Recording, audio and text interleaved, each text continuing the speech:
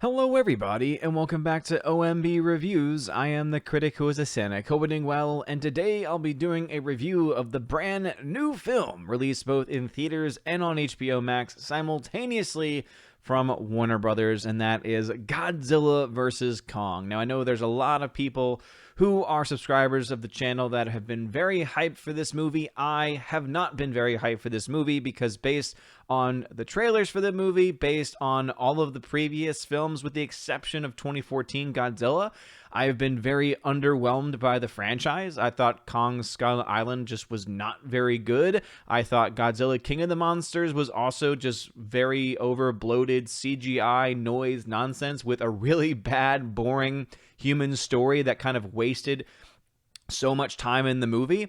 And I was really hoping that maybe finally in the fourth, now as it says here, the fourth in Legendary's MonsterVerse franchise, that they would actually be able to kind of get the balance right. And I don't think they did. So if you're looking for a praiseworthy review of this movie, this is not going to be the place for you. I guarantee there are plenty of people who will be very happy with this, people that probably have a lot more experience and a lot more knowledge of the old school mythos, right? With everything about Godzilla, everything about Gojira, everything about this concept of the Titans and everything. I get that there are people who are going to be able to add probably different perspectives on this and maybe to notice things that are referencing other things in the past. That's just not me. I grew up watching old school Godzilla, but I was the person when as a kid, I watched it and it looked like a lot of fun. And to be honest, I honestly miss the old school days when it was just a guy in a suit, using practical effects. And yeah, some of the practical effects look cheesy, but hey, at the very least, it worked for what it was, and the stories in general weren't that terrible. The problem that I have, well, actually, before I get into the problems, because I have many, but let me talk about the main strength of this movie. The main strength of this movie is, I would actually argue, some of the visual effects. And I have to say some because once you start to get monster on monster action, the effects are for the most part pretty solid for what it is and what we can do now in 2021. But at the same time, it becomes digital noise and it's just blah. But let me talk about the positives first. I will say that when the early beginnings of the film, when they are showing the effects of Kong, especially Kong, it looks fantastic. Looking at all of the details on Kong's face, being able to see the emotion being portrayed by Kong as well, I thought was very, very well done. So kudos to the visual effects department for being able to really give that kind of a detail to a character like King Kong in such a way where you were able to convey emotion. So again, I would say that a big positive to this movie is the fact that you do have, at times, some really well done, strong visual effects. That being said, there really isn't a whole lot of other things that I can really praise about this movie, because let's go to the story. Once again, just like with King of the Monsters, we've got random, stupid, boring human stories that have very little development, that you care very little for as far as the characters are concerned. And so all you're left with was, why are we watching these people? Why are we wasting half an hour, 45 minutes plus on these people? Like, seriously, in all honesty, to the people that like this movie and have liked this franchise, please tell me if you also like those human stories that were being told. Because if you do, I've got some questions for you. But if you don't, and if the main reason why you're loving these movies is because of the kaiju action, because of the Titan action, because of the big fight sequences, can we not just admit that a movie cannot just be one part? You cannot just say, oh, this movie is awesome and badass just because there's this one fight scene in it. I mean, again, I think that there's definitely going to be some differences of opinion on this from the subjective standpoint. But can we objectively say that these stories, the human stories that are being told, are not very good, are not well written. Again, there are so many things left open. There are so many questions left. There are so many contrivances and random things that happen, things that are never explained. Again, the whole concept of the whole hollow earth stuff, it's like, it just was so... And again, if you can say, well, if you look to the lore, no. We're having to look to this specific movie. And when we look to the story of this specific movie and seeing that much of the story is driven by the human characters, once again, I honestly want to see if there's anyone who can give me a legitimately good defense of the objective elements of this story. Because the feeling that I keep getting every time I talk about Kong Skull Island, every time that I talk about, less so Kong Skull Island, but more so King of the Monsters, is that people say, well, I just really like the big monster fight scenes. And again, if that's your thing, great. You're going to enjoy this. If you like to see giant CGI monsters fighting each other, causing a CGI mess, hey, everyone has a thing. Everyone has something that they're drawn to, and if that is what you are subjectively drawn to, hey, more power to you.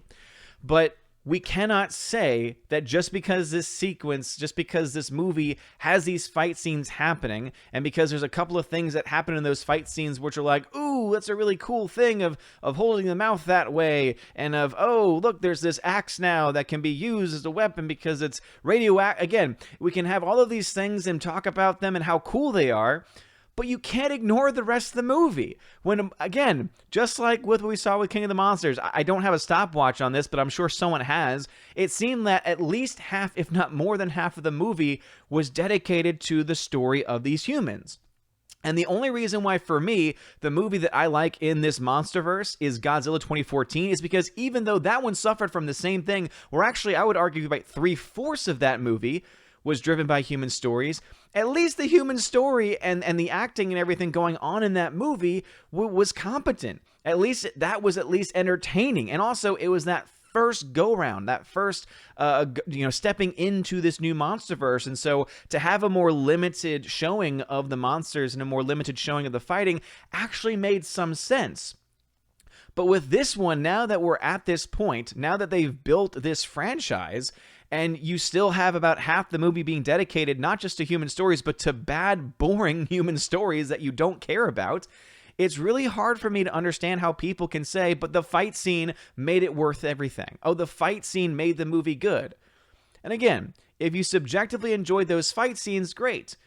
Then what you're saying is that you will just go ahead and skip through everything and just watch the fight scenes, which, hey, if that's the kind of thing that you like, that's fine. If you want to defend those fight scenes and you want to be able to say that they're great, awesome. But please don't tell me that they're good movies. I just don't think there's an argument to be made at this point that these films are objectively good. Because when we talk about objectivity, we have to break down every category. We got to break down acting. We got to break down story. We got to break down CGI. We got to break down all of these different things. All right? And so when you break down those objective elements, these movies have been leaving so many things lacking. I mean, you have in this movie a fantastic actor I'm trying to see the name here, Demian Bashir, who plays kind of the villain of this character because, again, spoilers, I guess, he creates Mechagodzilla. So Demian Bashir, who's a great actor, and he plays such a cheesy, over-the-top at times, like, villain where you're just like, oh, he's evil just for the sake of being evil, that it just, again, it takes a really talented actor's abilities away because at times it's as if you're having two different tonal shifts, right? There's moments when it's trying to play on the fact that it's a ridiculous monster movie, but then at other times it's trying to be really serious, and you can't have those clashing of genres and those clashing of styles happen in the way that it is, which just goes to show you that the screenplay written by two people, so it's going to make sense to me that there would be this clashing of styles because you have clearly two different voices here kind of going at it, where everything just feels like a giant mess story-wise. So does that mean that it doesn't make sense from point to point to point? No. But what it does mean is that you're bored to tears for the first 30 minutes of the movie. I fell asleep within the first 30 minutes of the movie where I had to rewind it to a point to rewatch it once again, unfortunately. And then when we finally do get to the actual fighting, right, when we do actually get to the monster fighting, again, some of the visual effects there look really, really good. But then there's other times when you're just seeing so much CGI, because it's all CGI at this point, chaos that it's just digital noise. And you all know that that's been my biggest critique of a lot of these big budget films nowadays, is that there's just over reliance on CGI, green screen. And again, there are certain movies like this where it seems to make a lot more sense for them to do so. Again, how else are you going to show this? Well, keep in mind that they were very creative back in the day, using a lot more creative practical effects. But also, you have to, at the very least, if you're going to have those types of effects, you have to very least have a good story to back it up, and to not waste an hour plus on a boring human story with just the typical tropes. And then you got Millie Bobby Brown, who I'm actually a fan of as an actress, who's just going off doing her own thing. And again, it's just like, okay, whatever. Guess there's no character development going on with this character. Oh. Anyway, I did not like this movie, if that has not been made apparent. As I said, one really positive thing I can say is that kudos to the visual effects team, because they did everything they could with it, right? You can only make CGI noise look as good as it possibly can, and they made it look the very best that it possibly could look.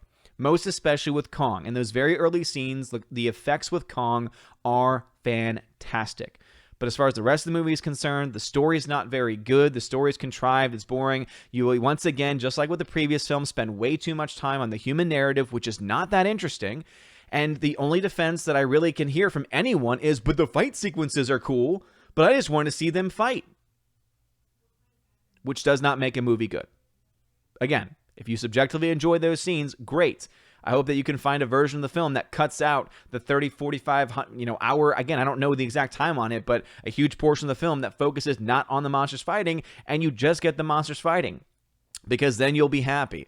But I think at this point, if we're going to be going for these, again, I enjoy popcorn flicks too, but I like popcorn flicks at the very least have competent storytelling, and at the very least have stories that I'm genuinely interested in. I could not give a damn about what's going on with Alex Skarsgård's character and how he lost a relative. Like, again, there's almost no emotion there. Or Rebecca Hall in this little girl's relationship, or Millie Bobby Brown doing her own thing and just saying, oh, I can press these buttons and lock the door, and oh, now we're in this machine and it's going to bring us really fast speed to Hong Kong. Oh, okay, interesting. Anyway, not a fan of this movie. If I had to give this movie a grade, I'm going to go ahead and give it a C-. And the only reason why I'm giving it in the C range is because, again, kudos to the visual effects team. I think that for what y'all had available to you, you did a fantastic job. This film's budget was between $160 million and $200 million. Already made around $120 million. I personally think this movie is not going to be a financial success. I know there's some people that have tried to argue with me in the comments about that, but right now that's really only doing money overseas, specifically in China. And just remember that the studio is only going to get about 25% of whatever China actually posts as their box office total. So once again, it's really up in the air about whether or not the film will be a hit or not. But for me, I have no desire to ever see this movie again, just like with the other movies overall. And the only person I can think of that might enjoy this is if you are a big fan of big budget, CGI noise, nonsense fighting between two giant characters. Hey, this movie is for you.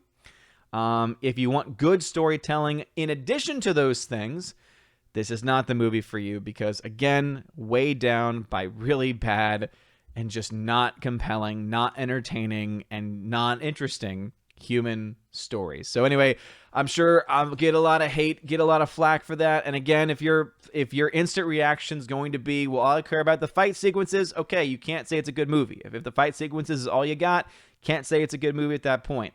And then secondly, if you're going to say, oh, but you need to know the lore, you need to know the background, once again, this is an independent movie, again, which takes place within this specific monsterverse, so it relies on things like Kong Skull Island and Godzilla 2014 and King of the Monsters. But other than that, you can't really bring anything else in, because you got to rely on what is given to us in the actual movies themselves. And so I don't think that's a very good defense either. So anyway, let me know your thoughts. I'm sure I'll get some hate, but hey, I'm just the guy talking to a camera, giving my honest opinion on these things.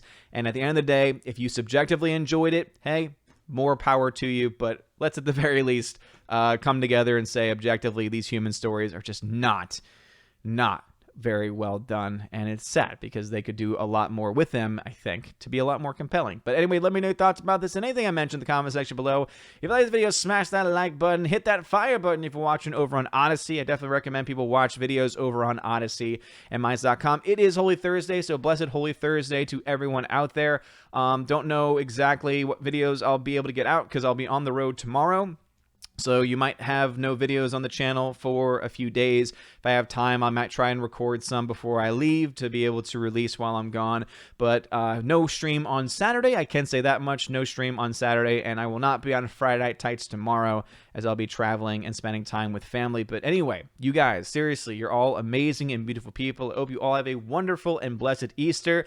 I would say if you're going to watch a movie over this time, if you're looking for a secular movie, a non-religious film to watch, Starship Troopers, I just watched recently. Fantastic. It's on sale right now on 4K still. And there's tons of other films that I've reviewed for the channel that are better worth your time. If you're looking for a religious film, can't go wrong with The Passion of the Christ from 2004. I've been watching it with my students. It reminds me just how powerful that story is and just how important I think that movie is in helping us as Christians in 2021 now realize the pain and suffering and struggles that Christ went through for us. So anyway, you guys are amazing. I hope you all have a blessed rest of your Easter week, a blessed Easter Triduum, a blessed Holy Week, a blessed Easter as well. Have a wonderful day. And as always, God bless. And now for a huge shout out to all of my March Patreon members: Andrew Hoyle, Animation Commentator, Brian P., Divex, Enrique Evangelista, Father Christopher Miller, hail to you, Father, Father Damian Cook, Garrett Searles, The Honky Chonky Funky Monkey, Inflamed Wood, Trap Productions, Jason Clark, Jacob Juice, Jay, Jeffrey Toon, Jonathan Carney, Laura the Modern Major General Story, Mike Jackson, Mad Mitch Dunaway, Mr. Peabody and his evil twin with the beautiful hair, on to June, Orange Hat Reviews, Out of Step with Reality, Priscilla Hall, Riff Magos, Rosetta Allen, Steve Glasker, Teresa Martin, Theodore Benden, Tina Bojan, and Biffer the Hobbit, and of course the Empress of the Universe, Tina B. Thank you all very much for being my Patreon members. And now a shout out to all of my Subscribe Star members: Stan 4, John B., Perpetual Punster, Mr. Roy, Glinzer, J. Alex McCarthy Jr., Dean Heiss / the new number 2, J-Rod the Beer Guru, Nebanon G. Adams, and ZK Man, and Fast RXN, and Nosferatu Gatsu. And Dion, thank you all so very much for being my Subscribe Star members, and to everyone who has been supportive of the channel. Of course, a shout out to my YouTube members, and you all know that you get your special perks every single time that we do a live stream, so thank you again for your support. If you want to have your name shouted out at the end of every single live stream and at the end of every single video, please check out the links in the description below to become a Patreon or Subscribe Star member today. You're going to also get access to things at the upper tiers, like a bi-weekly podcast that I do with my friend John the Flick Pick Flickinger. We also, of course, have a Chosen of Valhalla live stream once a month where me and my Chosen come together on this channel to talk about whatever it is that they want to talk about. So anyway, if all that stuff sounds interesting to you, please check out the links below. You guys are amazing, beautiful people. Hope you all have a wonderful day. And as always, God bless.